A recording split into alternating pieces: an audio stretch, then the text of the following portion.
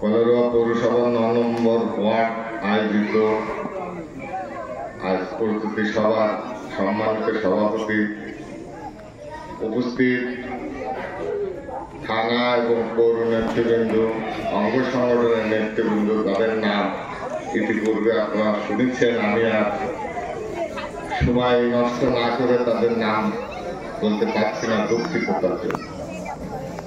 সম্মানিত উপস্থিতি,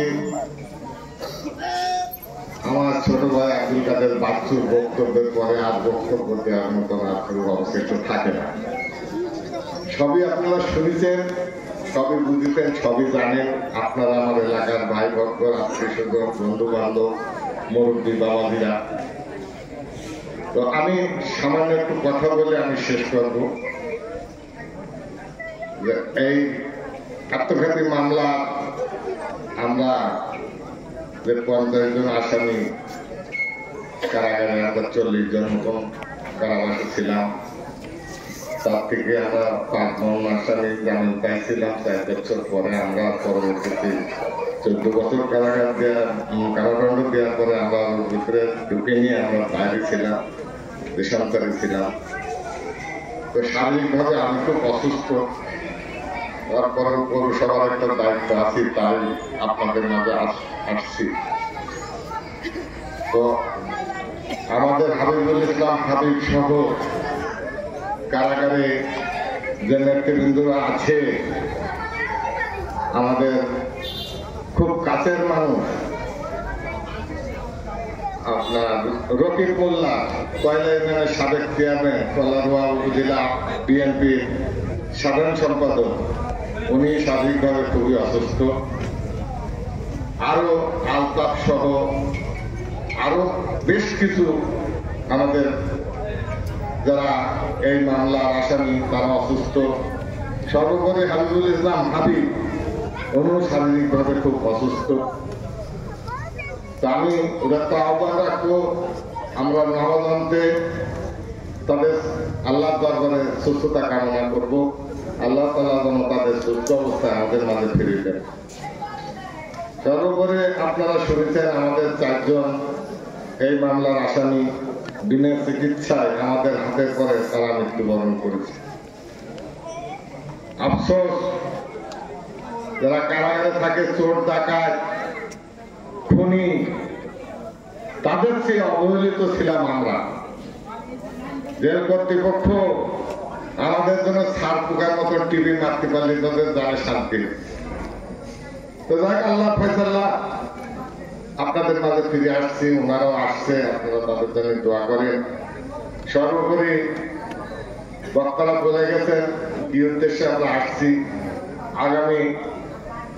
আগামী দিনে আমাদের নেতা হাবিবুল ইসলাম হাবিব আয়োজিত মির্জাপুর 9 নম্বর ওয়ার্ডের প্রস্তুতি সভার সম্মানিত সভাপতি, উপস্থিত আছেন কলারোয়া উপজেলা বিএনপির সিনিয়র সহ সভাপতি আব্দুর রশিদ মিয়া, উপস্থিত আছেন কলারোয়া উপজেলা বিএনপির সহ সভাপতি শেখ আমানুল্লাহ ডিগ্রি কলেজের সাবেক অধ্যক্ষ রইসউদ্দিন, উপস্থিত আছেন কলারোয়া উপজেলা বিএনপির সহ সাধারণ সম্পাদক বেগম খালেদা জিয়া কলেজের সাবেক অধ্যক্ষ আবু বকর সিদ্দিকী, উপস্থিত আছেন কলারোয়া পৌর বিএনপির সভাপতি, যিনি শেখ হাসিনার গাড়ি বহর হামলার মিথ্যা মামলার ফরমায়েশি রায়ে 18.5 বছর সাজায় কারাদণ্ড হয়ে ইতিমধ্যেই 4 বছর কারাবরণ করেছেন, সেই নেতা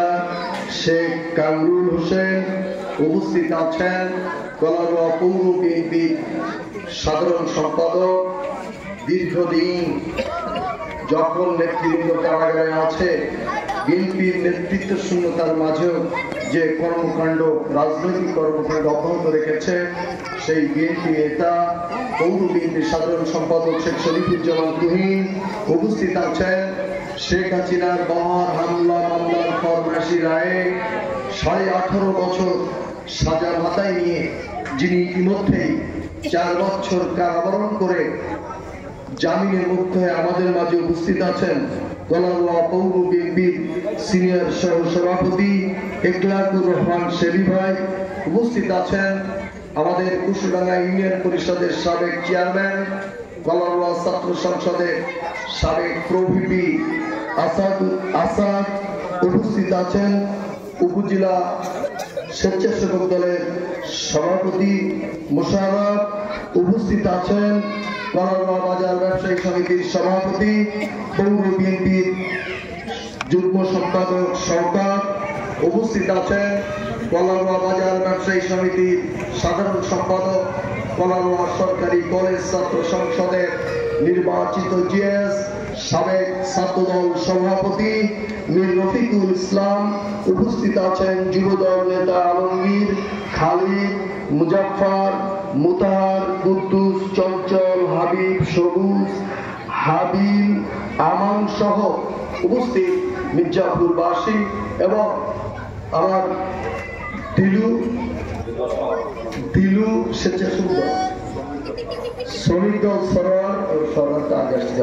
আমাদের শ্রমিক দলের অন্যতম নেতা, যে কলারোয়া শ্রমিক সংগঠনকে সুসংগঠিত করেছে, সাবেক যুবদল নেতা সরোয়ার, স্বেচ্ছাসেবক দল নেতা দিলু সহ সকল পর্যায়ের নেতৃবৃন্দ, সাংবাদিক ভাইরা, সকলের প্রতি কলারোয়া উপজেলা বিএনপির পক্ষ থেকে সর্বোপরি আমাদের প্রাণপ্রিয় নেতা তালা কলারোয়ার সাবেক সংসদ সদস্য, কেন্দ্রীয় বিএনপির প্রকাশনা সম্পাদক, সাতক্ষীরা জেলা বিএনপির সাবেক সভাপতি, যিনি 70 বছর কারাদণ্ডে দণ্ডিত হয়ে ঢাকার কারাগারে বন্দী, সেই প্রাণপ্রিয় নেতা হাবিবুল ইসলাম হাবিবের পক্ষ থেকে আপনাদের প্রতি রইল সালাম, আসসালামু আলাইকুম।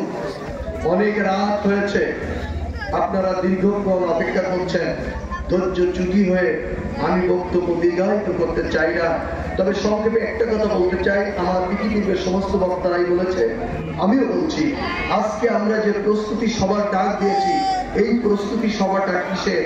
আপনারা জানেন 2002 সালে